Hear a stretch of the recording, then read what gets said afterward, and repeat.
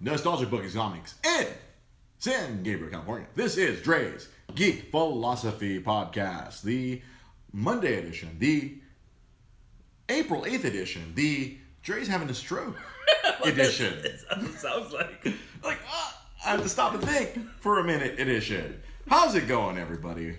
It's Monday. It's the Monday after WrestleMania. It's the Monday after Shazam came out. It's been a very, if you like all kinds of crazy things, it was a very eventful weekend. Yeah. So yeah, yesterday I'm going to start with, I know usually the wrestling topic might scare off a lot of people. Professional wrestling, we know it's predetermined. I'm aware. I know. They know. I know that they know who's going to win. It's already determined. But I'm there for the story. But fuck. All right. So a friend of the show, the Corrections and Retractions Department, Mr. Kiet Fan, he hosted this year round because I no longer have the super cool apartment in what do you call it, in Pasadena anymore. Yeah. So Kiet Fan, hey, look, and he just joined us right now on the podcast. He heard his name and he immediately joined us. He hosted at this wonderful restaurant that he's a partner at. The Recess Room down in Fountain Valley. Oh, okay. And a wonderful restaurant. Oh my God, it's much nicer than I had ever imagined it was. He had described it to us before, but holy God, it's a really sweet restaurant. If you want to go get yourself some nice artisan kind of food, like it's just like awesome, crazy hybrid stuff. The Thai fries, Thai seasoned fries, best thing I had.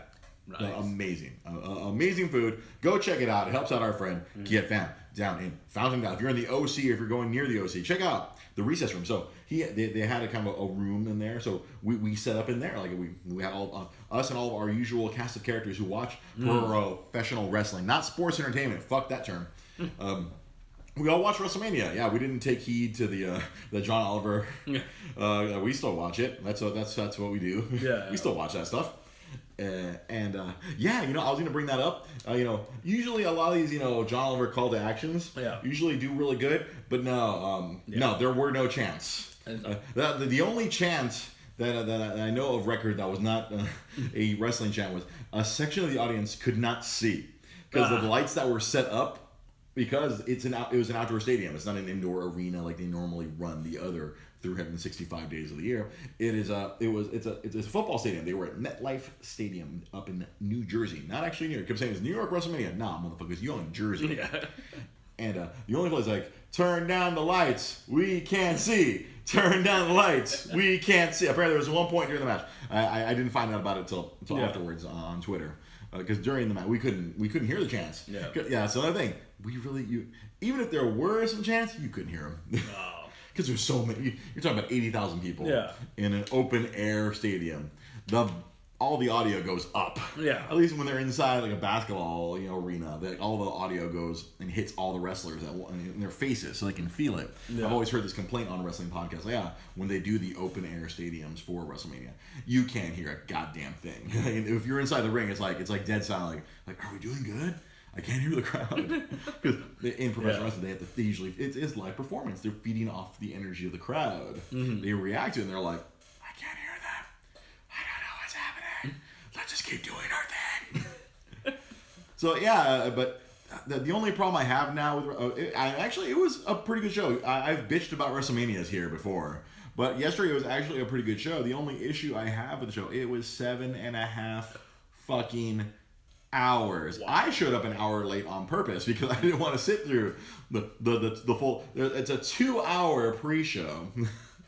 And then after the 2 hours of pre-show, they had another 5.5 hours. The reason they do this now, because back in the days of old pay-per-view, it used to just be a solid 3 hours. Right. And then they would re-air 3 hours on pay-per-view, boom. They just did a 3-hour block. And later on, during the Attitude Era, when things got really popular, WrestleMania would become 4 hours. And I was like, that was the only time of the year. They'd go 4. Yeah. To put, because it's a bigger show, put more people on the card, let everyone get on the card. Yeah. If everyone appears, then everybody gets a WrestleMania payday, because that's the biggest payday of the year, as many wrestlers have confirmed. But this fucking show was, counting the pre-show, 7.5 hours. We kept sitting there because our awesome friend Juan Carlos Marquez, we always, with our groups, I end up not going live because we were so exhausted and slogged. I'm like, I didn't know when we could have gone live because we didn't know that the match order was completely out of order. The only match that we knew was the ladies were going to go live. Ronda Rousey versus Becky Lynch versus Charlotte Flair. We knew that was going to be last. We had no clue the rest of the match order. The other big match like Brock Lesnar versus Seth Rollins. That was the first match when the show started officially at 4 p.m. before we began our real marathon. Yeah, that was the first match. Apparently, if we're not last, then we're first. Get Seth Rollins out here, and they had a big old brouhaha, and then Brock Lesnar lost, and hopefully he goes away to the UFC and gets out of our lives. And it was just like, but the show like after that, it was kind of. The matches were not bad. In the past, me and my friends would always complain, oh, God, this is boring. Even though the Royal Rumble, there's a few matches where we expected them to be good, but it was like, boy, we're just sitting there just talking amongst ourselves. But this one, we were pretty engaged. And it was pretty fun overall. Yeah. And we were all engaged. Well, like I said, our friend JC prints out these score sheets. Normally, we play these little games where we try to predict everything. You know, in a predetermined sport, we're predicting things. Yeah. But you don't know exactly. We try to predict everything exactly. How, oh yeah, this person's gonna win. So he found these sheets, this pro wrestling score sheets online. Apparently, because we're not the only psychopaths who do this. There are other crazy people in the world who try to predict everything at a party, and so you track your points. And then our friend Juan Carlos, he bought like a replica belt. Like because before we were using these kid belts, but apparently he had set aside some money and he invested in this like full size. It looked like the WWE title. I was like, whoa, that's cool. So whoever got the most points at the end of the day would win that. And then we usually, whoever gets a good joke off, we're always, we count that separately. It's comedy points. Yeah. And our good friend of the show, Lamar Harris, he's the 3-time comedy champion. If Jai showed up 2 hours or 2.5 hours late, he probably would have beat him, but he showed up late. So sorry, Lamar. He made up all the points. He got close, but Lamar had been there the whole time, so he had like 22 comedy points. Like you can't give yourself a comedy point. Someone else will say, okay, give him a point. Yeah. You say something ridiculous, say something funny. There are some stuff that he probably like because the Hulk Hogan had come back, and so we're all like, and then Lamar, I'm very focused on Hulk Hogan kept dropping the N-word back in the day. Yeah. So I was like, oh, yeah, the Harlem Heat have to call him an N-word again, or he has to call the Harlem Heat N-words or something. He was very focused on that for the whole night. And the show in and of itself, we had a good time. We were most emotionally invested in this one match that kind of happened organically over the last 2 months. This one wrestler, Kofi Kingston, he got into this other Elimination Chamber match. And because someone else got injured, and then they actually let him go all the way to the very end, and they said, Kofi might win. And that crowd at that event was just frothing, just like everyone was just cheering, and like you just feel all this energy is like shaking the building. You're like, whoa, what's going on here? Like he eventually lost that day. It's like, wait, and then like I guess people want Kofi to win, and so and then they set up this whole storyline where okay, Kofi's gonna get another chance, but it was very late 90s where Vince McMahon's like, no, we don't let your people win. What do you mean you? What do you mean our people? And they made a whole racial storyline. That's pretty good. But at the end of the day, Kofi Kingston and Daniel Bryan had this amazing match, and that was one of the few matches where you could hear the crowd, because the crowd was just like, fuck yeah, Kofi Mania! Yeah, and then we were fucking on the edges of our seats. Yeah. We were screaming at the television. We're like fucking losing our goddamn minds. And one of the guys who I read wrestling reviews, like, yeah, this is why we watch wrestling. Like this, when a storyline actually works, when they get everyone's emotional investment, when we're all like fucking like, we know it's not real. Yeah. But god damn it, we were fucking in. Yeah. Lamar, like, it was funny because Lamar's like, they're not gonna do it. He was very pessimistic. He put on his sheet like I'm like, my heart wants Kofi, but my brain says they're not gonna do it. Yeah. We got like I kept telling Lamar, WrestleMania is all about the happy endings. This is the season finale of wrestling. Yeah. Tonight is the season premiere. Mm-hmm. That's how it goes. The wrestling season starts. It ends at WrestleMania and it starts the day after WrestleMania, and then it kind of like wraps around the whole year between that Sunday and that Monday all the way to that following Sunday the next year. That's all. I'm like, no, we're gonna get happy endings. I mean, lately in the past few years they didn't necessarily always give us happy endings, but they always give us happy endings, and he's like, no, he's like, because Becky's gonna win at the end. That's our happy ending. I'm like, no. They almost pay everything off. Yeah. I mean, they set a few things up with some bad guys in the middle, but no, they got to pay off all the happy endings. Yeah. And yes, Kofi won, and the crowd went fucking bananas. They fucking exploded. But it is funny to note the WWE shop where they sell all their shit. They accidentally spoil. Like if you let's say if you had been perusing the WWE shop during that match, Yeah. and you had typed in the new, he's part of the group called the New Day. If you had typed it in, you would have seen the championship shirt that they debuted. Because some jackass at WWE shop was like, let's just put this up now. He pressed the button or hit the lever, the theoretical lever. Yeah. It was up on the WWE shop. The shirt where it's him winning the title. Wow. Whoops! And then this one wrestling reporter took a lot of shit from people because this wrestling reporter reported on it. Hey, they spoiled the match during the match. If you just so happened, I feel like most people, if they were invested, if people who would have cared about being spoiled were watching the match, not I'm just gonna search WWE shop right now and happen to buy a shirt. Oh, what the hell? Yeah. There's a Kofi Championship shirt available. What? I remember seeing that later on. Afterwards, and then the only interesting thing that I guess for non-wrestling fans would be so Ronda Rousey, she's big crossover star. She came from the UFC. She's wrestling in WWE now. She was one of the champions. They put both women's champions against Becky the Man. She's been all over ESPN. She's been all over the place, and so Becky won, but it was very there was controversy. They gave it a bad finish. It was because they made it look like Becky was pinning her, but then Ronda got her shoulders up. And then Ronda got her shoulders up. The ref kept counting. So she didn't pin her for 3, but the ref counted 3, and here you go, you're the champ. It's like, everyone who's watching is like, what? Wait a minute. And these pessimists are saying, they fucked up, or Ronda fucked up because she's not necessarily good at wrestling. And then the conspiracy theorists are like, oh no, they did this so Ronda can say she did not get beat. That way she can come back in 9, 12, whatever months. And say, you never beat me. Heaven knows what it is. There's been speculation all over the place. Let me answer a couple of questions. I saw a couple of questions here. Let me answer. G-Son here, come on, Mike Kirksey. Is that why they did the promo? Honestly, there's a good, because it's funny because they did a promo of a championship shirt for Daniel Bryan. Oh.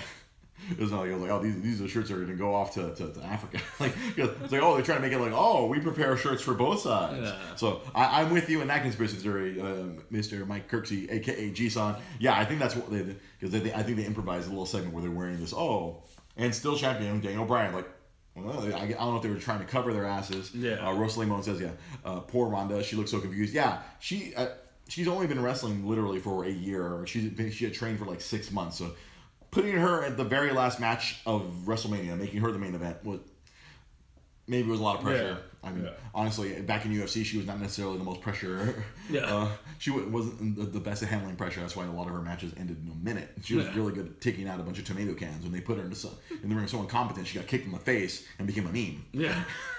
So that's why I was like, I think because the match was only supposed to be one-on-one, they made it one-on-one. They made it 3 people in the match to kind of help cover up the fact that Ronda still can't wrestle. Mm-hmm. I had another question. Kiet says, apparently that was Ronda's fuck up, so to speak. And Calum, aka Bushy Hawkburger, is that a Pacific Rim Robot Fighting Godzilla shirt? Why, yes, it is. It's a T-shirt that's kind of showing like an old fighting game screen, and you got all the Godzilla monsters on one side, and you have all the Pacific Rim Jaegers and monsters on the other side. Good eye there, Mr. Bushy Brow Lee, Calum Hawkburger. Yep, Ronda. And then the funny thing is, it came out a month ago that, Ronda's going to be taking time off because she wants to go have a kid. So it kind of made last night a foregone conclusion. It's like, Ronda is going to lose. There's no way they're going to just let her walk off with a belt and hold it for 9 months. Oh, wait, they already do that with Brock Lesnar. Yeah. So, that WrestleMania, if you're a wrestling fan, and so something else unrelated to WWE, this whole weekend is very much like it's the equivalent of Comic-Con for nerds. There's a WrestleCon that it's unaffiliated with WWE, but they usually hold it in the same area. Yeah. It's funny because WWE is actually trying to block them from doing that next year, because next year WrestleMania is going to be in Tampa Bay, because they're going to do it at the Tampa Bay football stadium where the Buccaneers play. Mm-hmm. And so currently WWE has been trying to block them. Oh wow. From doing stuff, but during the whole weekend, there's wrestling going on from all these other organizations. The famous Dick wrestler Joey Ryan, he had 2 different shows he was on.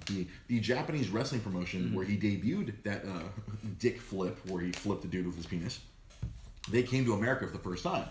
And in the aptly named DDT Coming to America. And yes, they used the font from the Eddie Murphy movie for the poster, where Joey Ryan got butthole flipped by a gay wrestler. They turned it around. The gay wrestler used his butt and his butthole to flip Joey Ryan. And then Joey Ryan, he also had his own show in conjunction with the wrestling con called Joey Ryan's Penis Party, where he experienced the most painful feeling of his life. Because it was him and a porn star, a wrestler who was a porn star, this guy Val Venus from the 90s, and this other wrestler who I'd never heard of. They fought 3 ladies. And the 3 ladies, during the match, they violently waxed his chest. Oh. And he said that hurt more than when he tore his pec in his arm. Oh, shit. he tore his pec muscle. Yeah. He said the waxing of his chest violently, because they did it very violently. They were just like slapping wax. They threw some wax on him, slapped the paper, like he was like tied up in the ropes. Yeah. Like Andre the Giant used to get tied up in the rope. I can't get her. They tied him up with they slapped him with some wax. They put a paper on it. Bah, and they. Oh, yeah. Torn off. Yeah. Kia fam, where is AEW's headquarters? AEW's headquarters is Jacksonville currently. Well, actually, I think the headquarters are wherever Cody Rhodes' office is, which might be Atlanta, Georgia. Because I don't know. I don't think they have a headquarters. It's the living room of Matt Jackson and the living room of Nick Jackson in their houses that are near each other. And Cody's whatever, and then wherever Kenny Omega lives in Japan. That's the AEW headquarters. It's the All Elite Wrestling. Those upstarts, which, funny enough, during the Hall of Fame ceremony, I don't know if you've heard about Bret Hart getting attacked by some psycho MMA fighter. During that same ceremony, they actually referred to the AEW because one of the G-Generation X group was inducted into the Hall of Fame, and one of the group members from GX, he actually works for that All Elite Wrestling. He's the head trainer of all their wrestlers. But during the induction speech, they were taking shots at the company. We can buy that pissant company and Vince can buy that pissant company and fire you again, Billy. Because Billy's the guy who got hired. But also, during that Hall of Fame ceremony, Bret Hart got attacked. Mm-hmm. There's no video. If you go to W Network, you will not see any video. But thanks to the era of smartphones, there are lots of great angles. And there's one particularly good angle where you see all these wrestlers jump into the ring. It was, I was describing it to my boss at work. It was like a bunch of locusts descending on prey. Because to go and attack, Bret Hart, who's generally like one of the most well-respected wrestlers, when there's literally hundreds of wrestlers around the ring, like it's not a normal audience of people. Because they did it kind of differently this year. Normally they have a stage, but this time they put a ring in the middle and they got the ropes. And they surrounded the ring with wrestlers. So this shithead wearing a freaking Rastafarian hat, rings a beeline, and he tackles Bret Hart, and then you just see all these wrestlers come in. And you see the son of the late Davey Boy Smith, the British Bulldog. You see David Hart Smith. You see this big fucker in gold. Like, he was wearing, like, gold pants. He was wearing, like, a gold tracksuit. You just see this dude run in, like, just... He's out bunnying his ass. And a couple other wrestlers, they got some shot. Like I think there was one of the tag team wrestlers got in, like hit him a few times. Yeah. And later on, he's like, I had to stick up for Bret. And another wrestler got in. They're just beating the shit. Ronda's husband got in there and got some shots in. It was just like everybody. And you see him dragging him away, and then you see like people just kicking him as they're dragging him off. Oh damn! Because like everybody loves Bret Hart. And did they find out who this guy was? Yeah, he's some MMA fighter. I guess maybe he thought he was going to get some notoriety, but I didn't bother to learn his name. I'm sure some people did. Yeah. And he's going to be banned for life, and heaven knows. So that's what was going on with that. And thank you for the Bradney here asked, did you guys see Shazam? Why, yes. Yes, we did see Shazam. As we normally do, we went to our local theater that has the awesome Thursday night bargain night. And we saw Shazam this past Thursday. Yeah. And that was one of the funniest movies Period. No, it's not one of the funniest comic book movies. That was one of the funniest movies I have seen.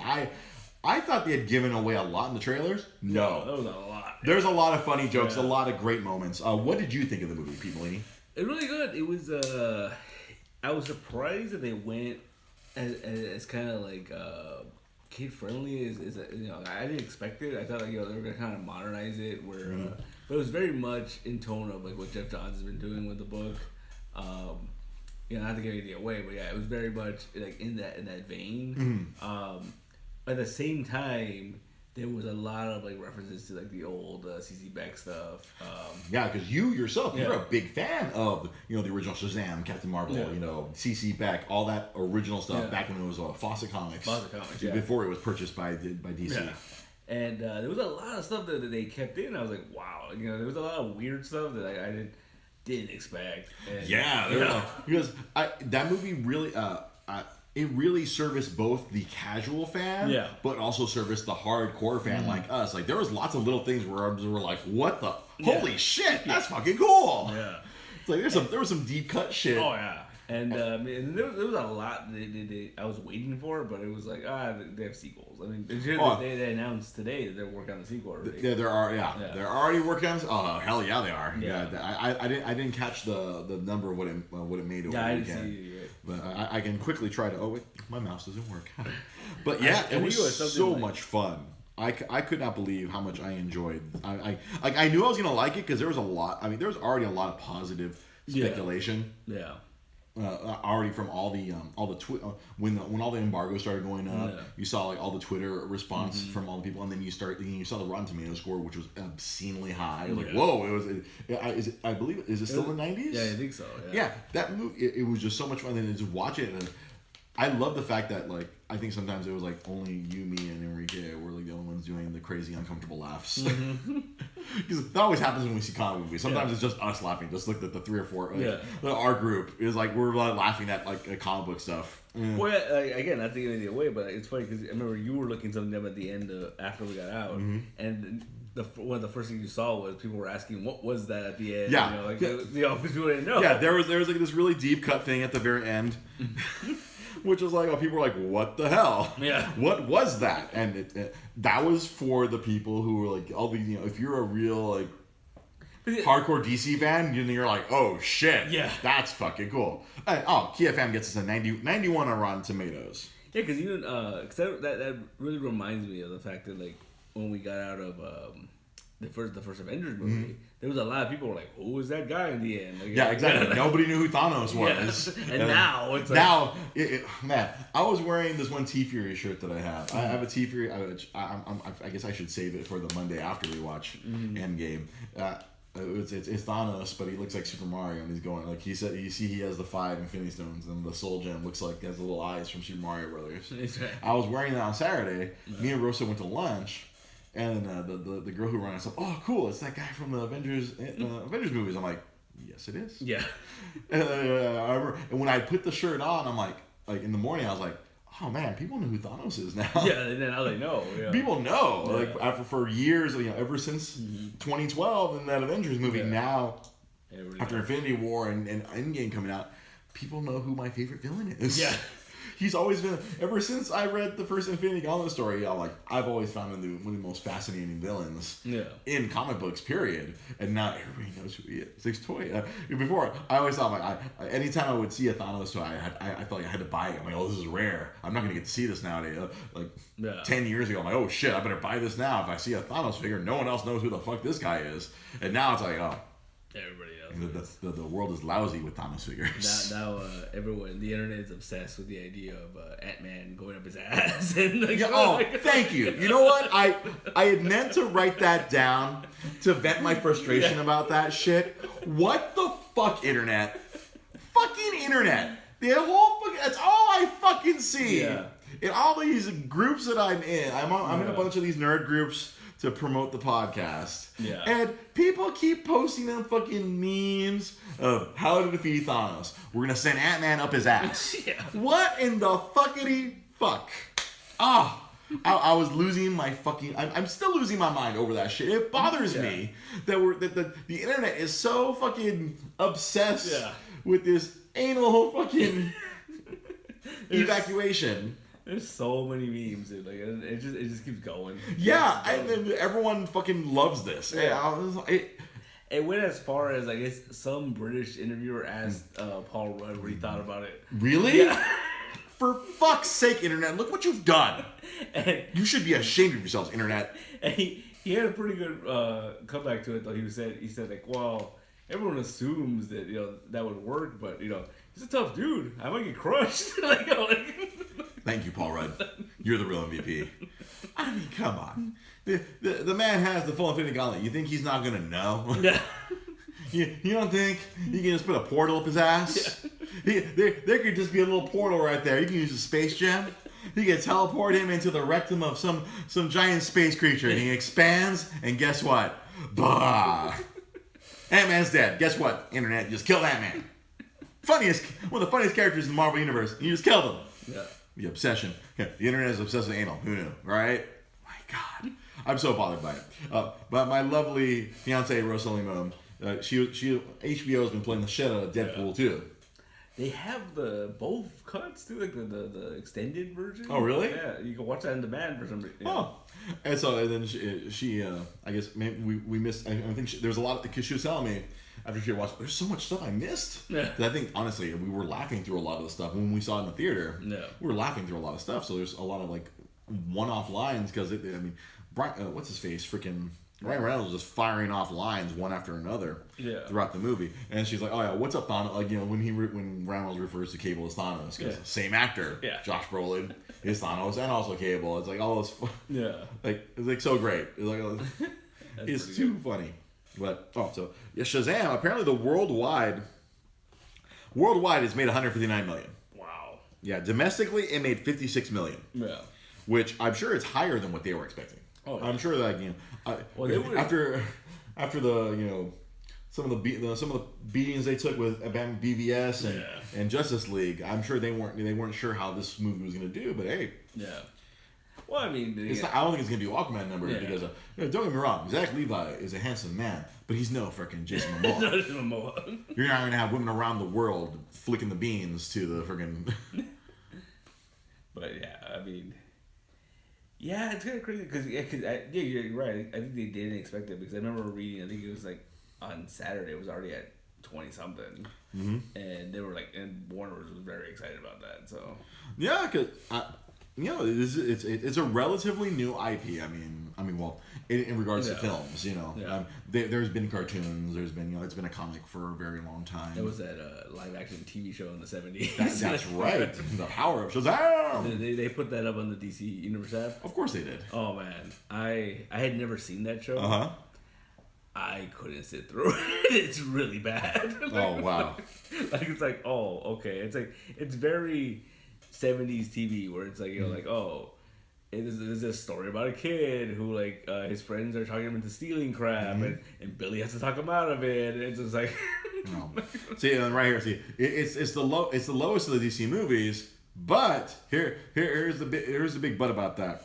It only cost New Line Cinema $90 million to make this movie. So as soon as they get up past 180, then they're turning a profit already. Because roughly $90 million to make it, another $90 million to promote it, or maybe they probably didn't even spend $90 million to do promotion on this. They probably just slapped the posters up and But this is going to be clearly much more profitable than the Justice League, which cost $500 million to make and then only made $500 million. Yeah. Whoops. That movie's going to be. I'm sure after all the home video and all the other licensing, I'm sure it'll break even. Because you have to work really hard to lose money in Hollywood, apparently. Yeah. You have to, be really bad. Especially if they put it out in China and stuff like that, right? Yeah, if they put it out internationally. It has to be incredibly bad. Yeah. That's the one thing I learned during my 1 year working in the movie industry. Yeah. I feel like this character in this pro wrestling parody was like, my 6 weeks in Attica. My 6 weeks in New York, I was a sportscaster. Yeah, but I mean, they're already talking to organize a sequel. I see. They're already they're gonna make a million. Because people were arguing this is disappointing, or people were disappointed, but no, it's like it's all a matter of scale. Yeah. Like if Endgame came out 150 million, then that's a gigantic problem. Yeah. Then that's a huge problem. Yeah. Because they probably spent a fuck ton of money to make that movie. And so just the talent alone, not even the cost of making the movie, just how much they have to pay these people. Yeah. Even the notorious cheap Marvel has to fucking cough up for everybody. Yeah. Well, you know what's crazy? Because those last Tuesday, right, with the Infinity War tickets. Endgame, yeah. I feel like it might be because they were saying that it's breaking all kinds of records as far as pre-sales. Oh yeah. Yeah. So it might be already up there, man. I'm sure. Yeah. I'm sure that first weekend is going to be some disgusting number that's going to be only be topped when Avengers versus X-Men comes out in 2025 or whenever they get all that shit sorted out. Oh, speaking of that, did you hear about the CinemaCon thing? Oh, tell me. Okay. I have not, so this will be news to me and our audience. So this is crazy. At first I thought it was a rumor and it was it wasn't real, but so many people reported on it from CinemaCon. Okay. So I guess Disney showed a sizzle reel to kind of give an idea to people, and then they explained this at the very beginning. This is to explain what they kind of have in mind as far as tone post Endgame. Okay. So they just showed a bunch of clips from previous Marvel movies just to set up a tone. No one's described what this thing look like. Okay. But here's the thing. They end the thing with Black Panther in the throne room, and it's from the Black Panther movie. He's just sitting there, and all of a sudden you hear someone say, "What the hell is this place?" And it cuts to a shot of Hugh Jackman from one of the X-Men movies. And apparently the audience went crazy. And people were writing articles. Wolverine is in Black Panther 2. Hugh Jackman's back. And all these marketing people are just like, no, that's not what we're saying. The tone is we're going to integrate. I'm sure what they intend is we're going to weave. Yeah. We're going to keep this. Because what the big assumption was that they're going to reboot everything to start over. And clearly, no. Yeah. You have all these franchises already established. There's no logical reason to throw all of this out just because. Yeah. Oh, we have it all now. Let's start over again. Yeah. No, I'm sure we're going to use whoever survives the end game because we're going to lose some people. Contracts are up, people. People are dying. Yeah. Don't get attached. Y'all are used to fucking Game of Thrones, all right? Don't get too precious. Yeah. People are going to get recast. People are going to die. I think we're going to move forward. I think they're going to integrate. That's my logic. I was okay, cool. We'll see something let's say Wolverine visits Wakanda. Oh, okay, cool. That's what's going to happen. That's the tone. Yeah. I think it's going to be integration of the X-Men and the Fantastic Four. Yeah. You might see Spider-Man try to become a member of the that. I would pay ridiculous money to see Spider-Man try to become a member of the Fantastic Four. I'm not really getting used by the Avengers. I thought maybe I could join you guys. I thought it'd be kind of cool. The fire guy's on fire. That'd be really cool. I think it'd be an adorable nod to that was his first issue. He tried to join the Fantastic Four because he wanted to make money. You want to make money. And they were like, no, that's not how it works. I would love to see freaking bags where he's just wearing a paper bag over the Fantastic Four suit. Oh my god, I don't know what I'm doing. I love the suit. What's the name of the suit? Karen? Yeah. Karen, I lost Karen. But my cell phone was in that suit.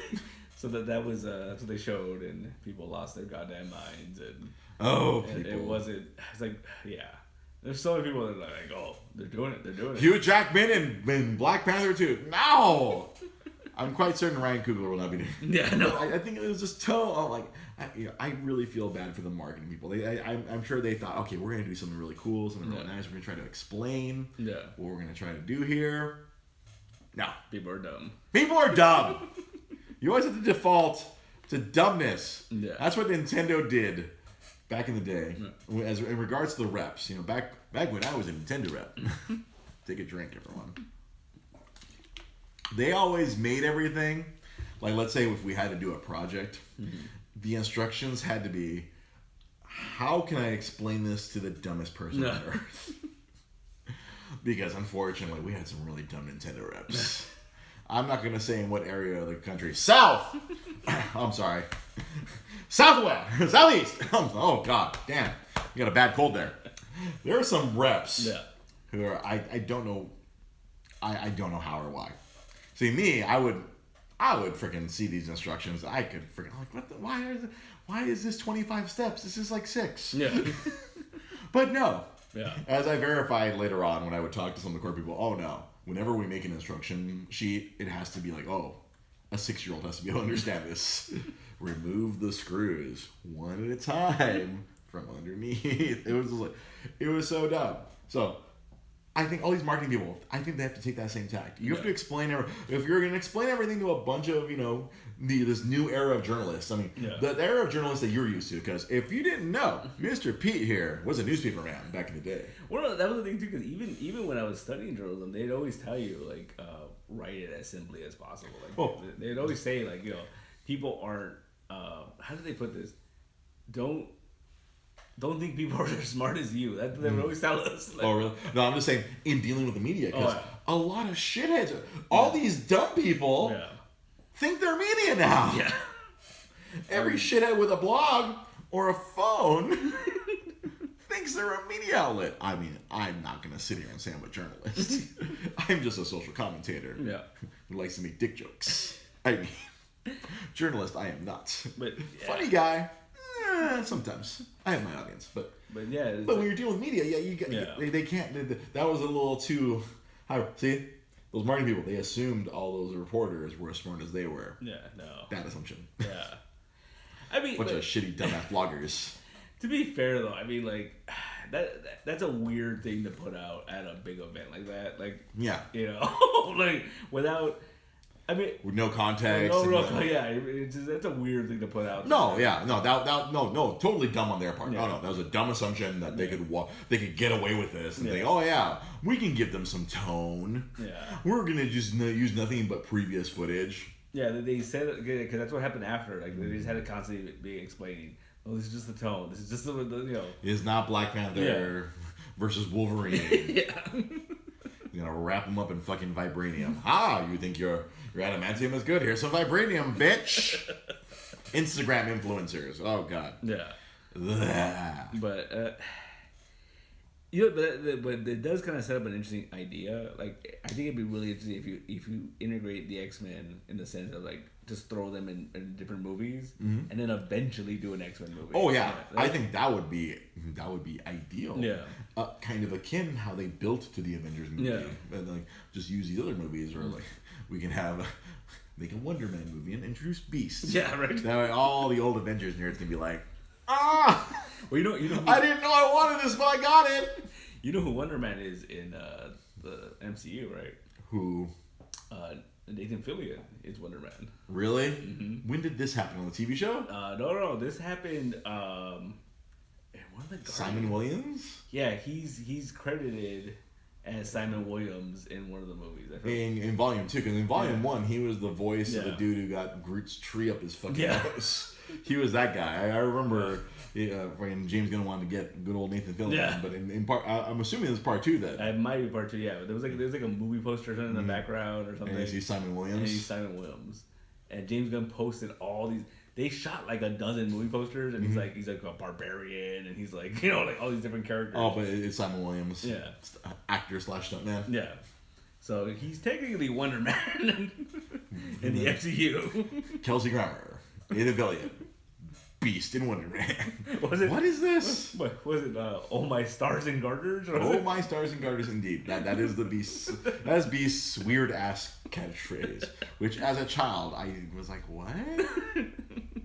I never got. Yeah, I can see it'll be people keep talking about the Shang-Chi movie. It's we're just gonna get a whole bunch of Well, I would not be surprised if we just suddenly get a bunch of movies called Marvel Team Up, and then it'll just be 2 characters. Yeah. That'd be cool. That'd actually be kind of two-fisted stories, or was it? Yeah. A couple of 45-minute stories. Yeah. I mean, it would work. I mean, Marvel Team Up. Volume 1. After Endgame, though, they have to go smaller, right? I mean, oh hell yeah, right? Oh, we're talking what Tony Stark wanted freaking I mean, hell, our first movie out the gate is Far From Home. It's just Spider-Man hanging out with Nick Fury. I mean, yeah, we're gonna be small. Yeah, we're here. I want you to be here. Yeah, Peter. Like we're gonna stick to the ground. I mean, it's gonna take a couple of years until we get back to the Defenders. Yeah, and get back to some street level stuff. Mm-hmm. So that would have been really cool because they're talking about how like all these Spider-Man movies they're gonna give him a mentor and everything. Mm-hmm. Nick Fury, this one, and as Tony Stark was in the first one. It'd be kind of cool. The third one would be like Daredevil. Yeah, that'd be kind of neat because I always like that relationship between them because he's like a little bit older than him and he's always like you're just a kid, like you're gonna get yourself killed, stupid. Like don't be a dummy. You're the dumbass who gets shot all the time, Mr. Blindy Pants. Yeah, right. How do you know I'm blind? The suit told me. Yeah.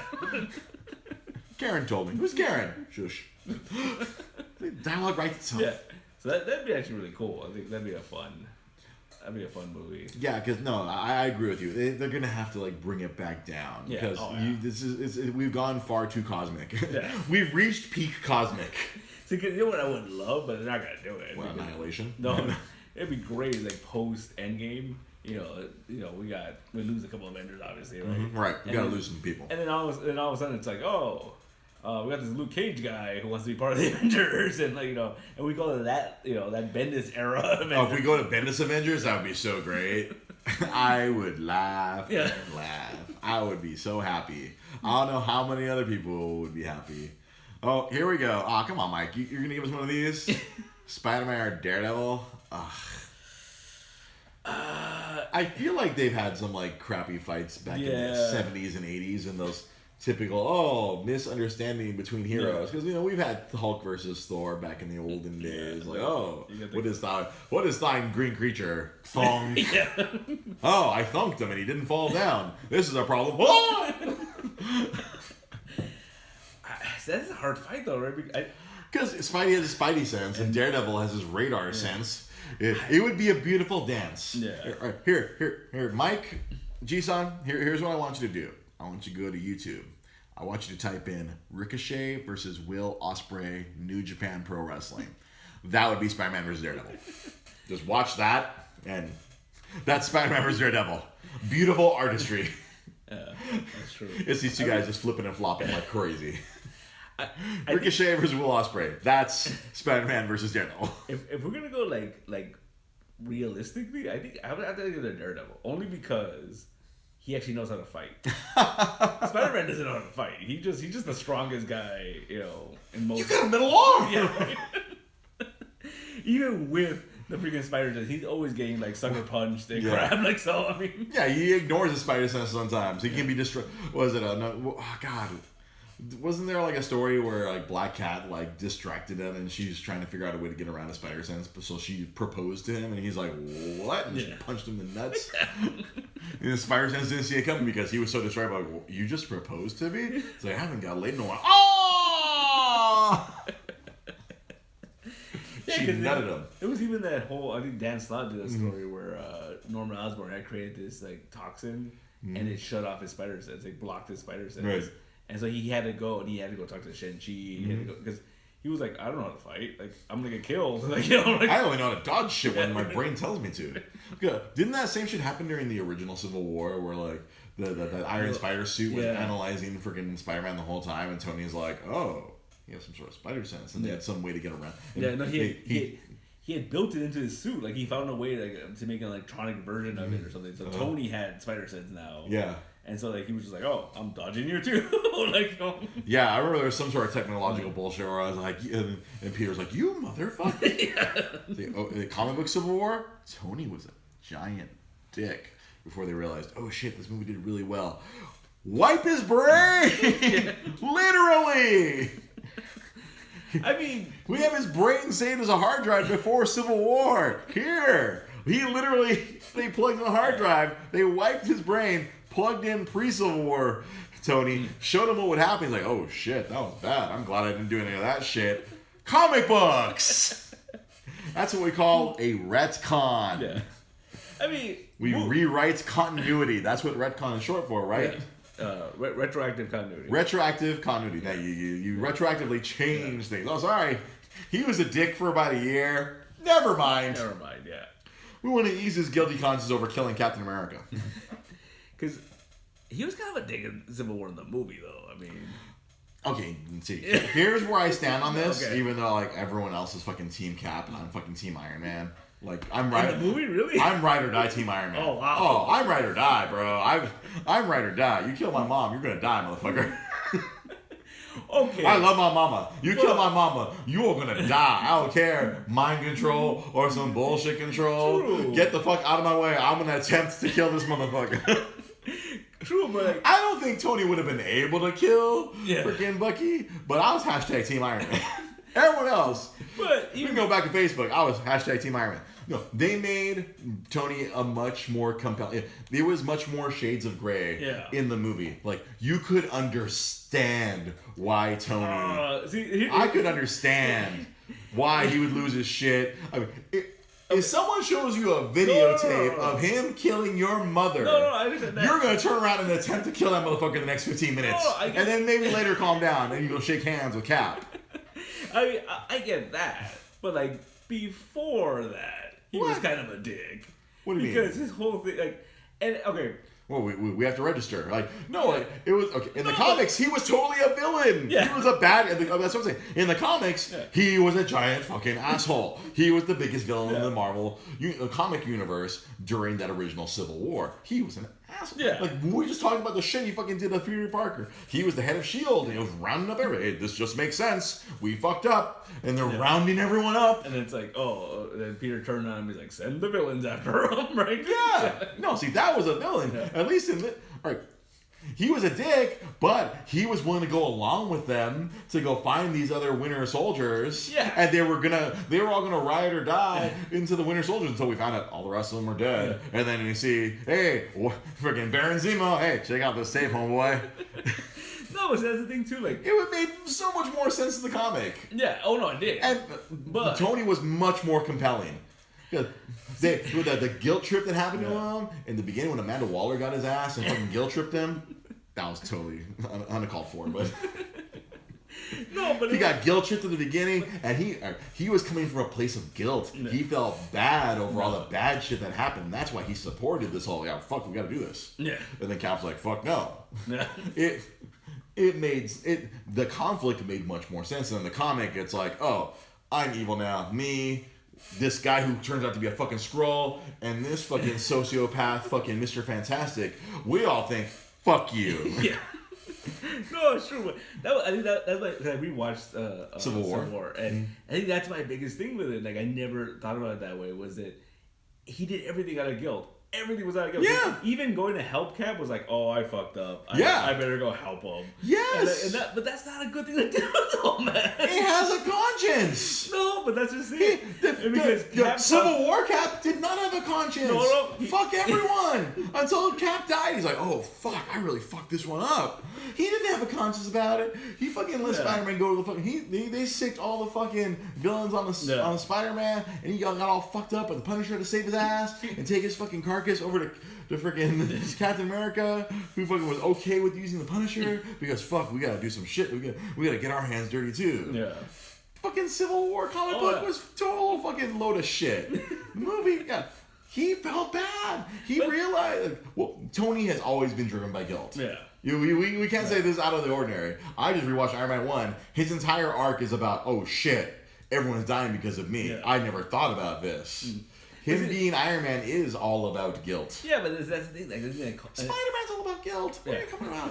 But that was the thing with that movie. He's the world's greatest / worst Catholic. Even Cap calls him out on it when he tells him. He's just like, yeah, you did this because you felt guilty.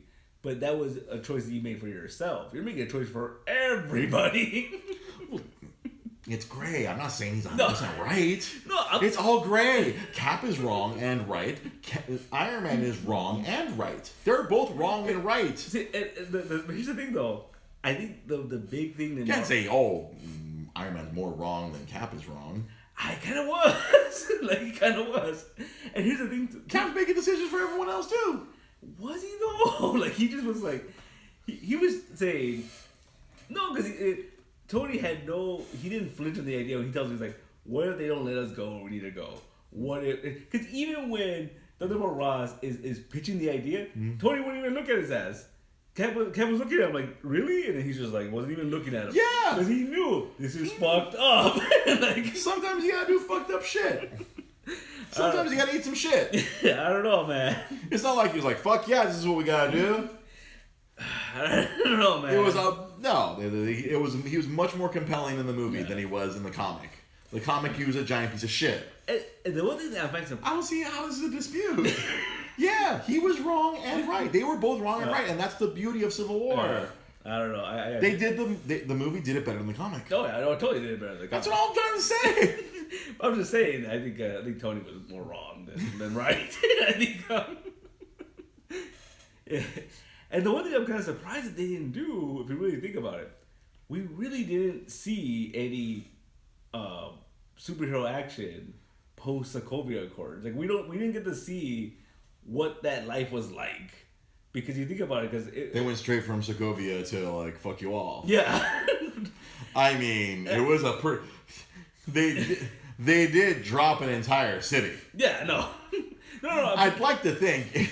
No, what I'm saying is that because that's what caused something. No. What I'm saying is that once that was law, like we didn't really see any superhero action after that. You know, we didn't see what they were complaining about. That we didn't see like, oh, we have to wait for the UN to let us do this. We didn't see any of that. No, because that shit didn't go down because it went down.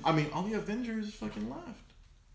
There's no fucking Avengers. No, War Machine signed it. The Vision signed it. You know. There was Avengers. Like clearly not in Endgame. Yeah, no. Not Infinity War. Yeah. Pretty much. Well, I mean, Rhodey was hanging out with hologram Thunderbolt Ross or whatever, right?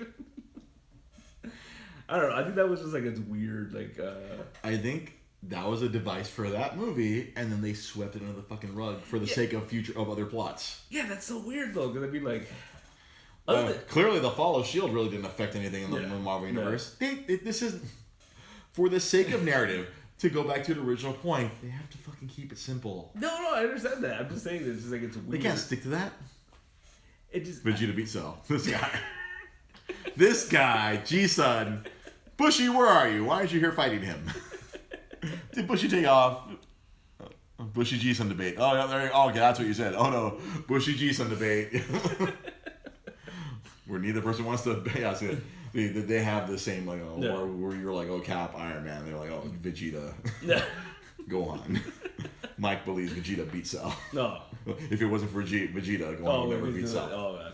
He believes, if it wasn't for Vegeta, Gohan would never beat Cell. Yeah, I mean. And then Bushy's like, oh, Gohan beat him. Yeah. What are you talking about? He threw that giant one-handed Kamehameha. Yeah. And then, but Mike here is like, no, he wouldn't have been able to. Yeah. Vegeta didn't go, bitch. I don't want an upgrade right now. Laptop? But yes. Yeah. You know where I'm at in my Marvel? Oh, I said I'd started last week. Yeah. I'm exactly where I was. Oh, I haven't watched another movie. I'm going to skip Incredible Hulk. I'm just going to just jump straight into Iron Man 2 and hope for the best tonight. I did not get to do shit today. Because this weekend, I went to my buddy's bachelor party. And if you follow Instagram at SoCalClone, you saw the bachelor party. We went to Korean barbecue in Little Tokyo, and then we went to 82, which is the barcade, which is across the street from the place we went to for Korean barbecue. And I encountered a freaking demon, dude. Oh my god. It was Street Fighter 2 Champion Edition. So this is like, it wasn't no Super Street Fighter, it wasn't Turbo, Hyper Fighting, blah blah. It was freaking 1990 whatever. Yeah. And so like it was cool because this place they have, I guess they hooked it up to like where they have it to a couple projectors so you can see, like there's a Street Fighter 1 in the bar, but you can see what's going on like when you're waiting in line to get your beers. And we're watching and I'm like, oh shit, this dude using Chun-Li is fucking people up. And so I'm like watching and I'm like, and the old gunslinger in me is like, maybe I can take him. You know what? I got a quarter. I'm gonna go fight him. Let's see what I can do. Let's see if these old man hands can do anything. I'm gonna see him punking up. I'm like, all right, here we go. Let's call out our time. I put my quarter up and oh no, go ahead. And like everyone's kind of just frustrated. I'm like, okay. I jumped ahead. Boop. Popped in the coin. I play against them and Man, I got dog walked. He had a brand new Air Dre's because he put his foot up my ass and was walking me. Good Lord. Man, he dominated my ass with Chun-Li. Because it's an older game, so it moves a lot slower, and so your decisions have to be very precise. Yeah. He controlled the entire screen with Chun-Li. It was just like, he knew where I was jumping, and he was just throwing punches. Like, he would throw some punches here and there, and it was like, oh, he knew where I was going to go. He was spacing everything out. Like, I hit him a few times. The first round, he just mollywopped my ass. Second round, I got a few hits in. Yeah. Like, I adjusted to, like, the shit he was doing. I'm like, oh, fuck. I found a couple of openings, and fucked me up. No. Oh, James. I saw later on, we stuck around, we stayed there for a couple hours. He switched later, someone eventually beat his Chun-Li. He came back with Zangief, and he was just, it was filthy what he was doing. He let people get in a couple hits, and all of a sudden you just see, bear hug, face to the balls, spin. Hope you liked my balls! That's basically what Zangief did, the spinning pile driver. Oh, yeah. He's really, and so this guy, he's just freaking beating the shit out of everybody.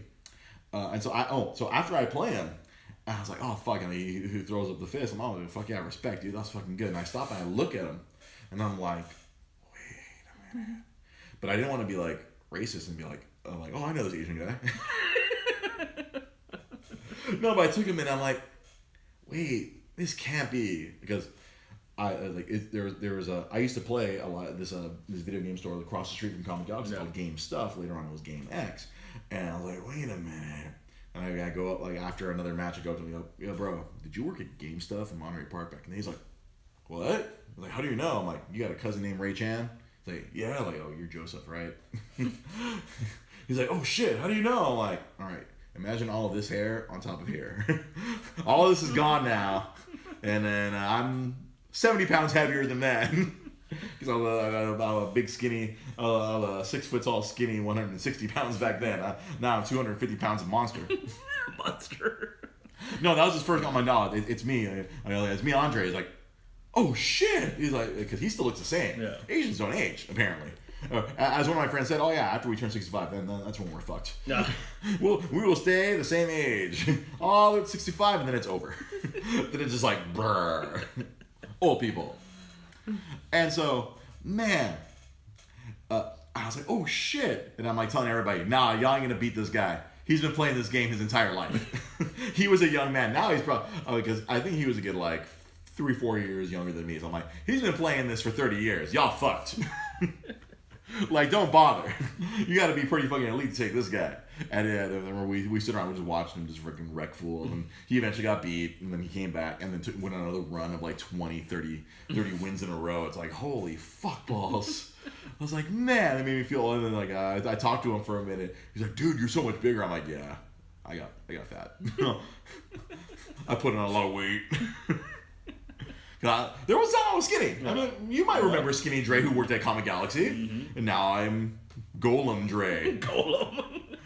Ever since I did that interview with Jolo Maridueña, I always look at myself like a giant golem. There was during last year's Fairview Con, I interviewed the star of Cobra Kai, and he's a tiny young man. He's like probably 120 pounds soaking wet. I'm sitting there next to him, and I look like freaking Chris Farley, fat man in a little coat. I'm like, all right, how you doing, Zolo Maridueña? Let's talk about Cobra Kai. Let's talk about Cobra Kai. I went back and watched the video because I didn't realize. I'm like, wow, this kid's small. And I go back and watch the video that we did. I'm like, holy fuck, I'm a big monster. I'm not sure. Like, I'm more focused on me. I'm like, he's a tiny person. He's a teenager still. Yeah. He's a teenager. He hasn't grown yet. And me, I'm like, hi. So it's really cool hanging out. I play basketball with the Looney Tunes because you're a monster. I'm a monster. Bugs Bunny dunked on me. I got kicked in the balls by Bill Murray. Oh, my lovely fiance, she loves giant golem. Oh, big old golem.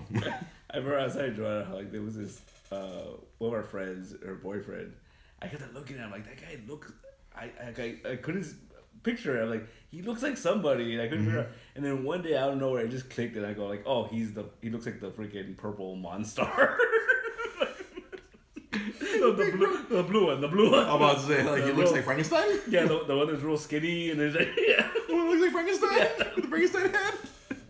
That's cold. And then once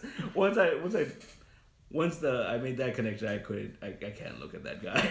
You couldn't unsee it. Yeah. You're like, One day he came in here wearing a basketball jersey, and I was like, it was over. Like, be careful when you walk into comic shops. You're being secretly judged by comic shop owners who are very creative. You know who's not a monster?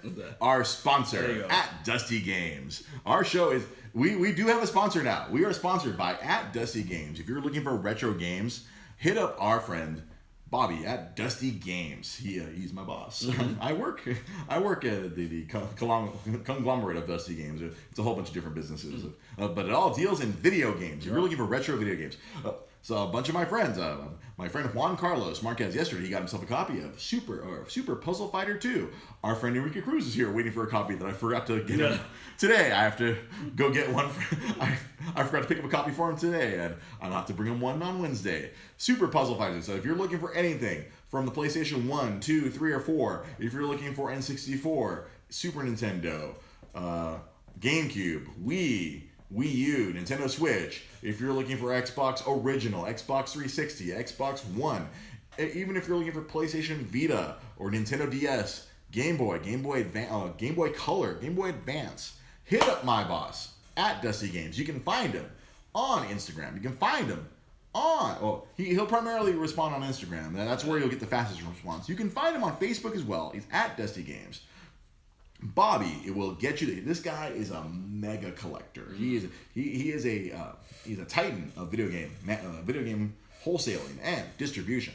You hit him up. He has a shitload of old games. I've shown you some photos of his vast collection. And if you check out his Instagram, he posts all kinds of rare stuff up.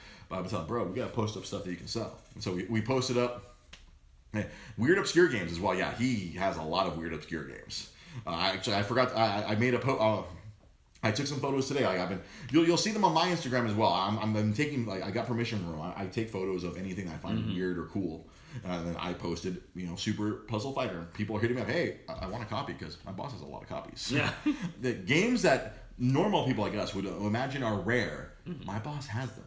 Because generally, for some games, he might have all of them that exist in North America. Nice. He'll do that. Yeah. Like the game Lego Dimensions. If you need a Lego Dimensions, he's the only one in North America that has it. I think our warehouse has thousands of copies of Lego Dimensions for every system.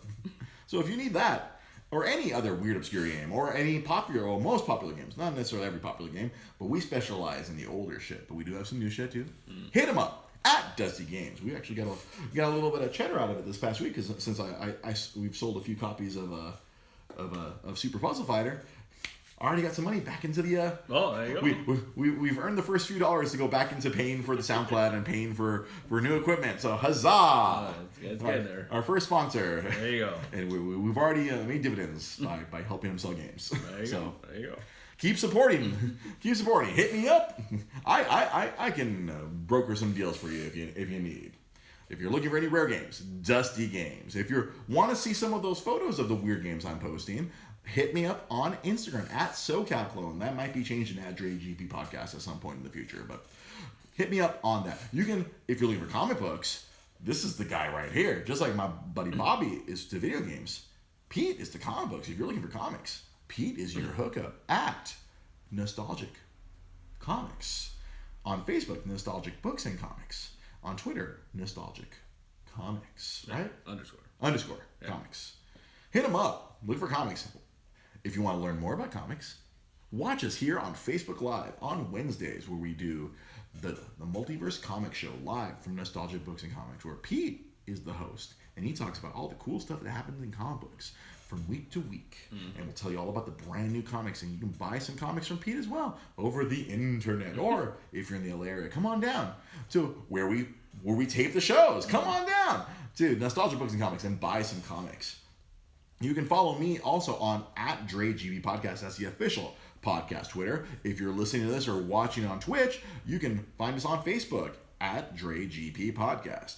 If you want to watch us on Twitch, it's @DreGP Podcast. Hey, it's all unified. That's why I feel like I got to switch my my Instagram to @DreGP Podcast. Might as well just unify everything. Yeah. Fuck it. You can see all my cat pictures on my Instagram. My two beautiful cats. Rose's beautiful cats. I am now the cat stepfather too. Yeah, there you go.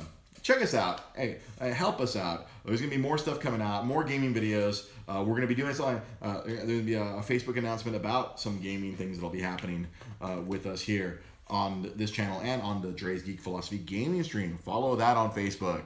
Give that a follow. I need 100 likes for Facebook to consider me a gaming creator on that page. So give us some likes on that one, folks.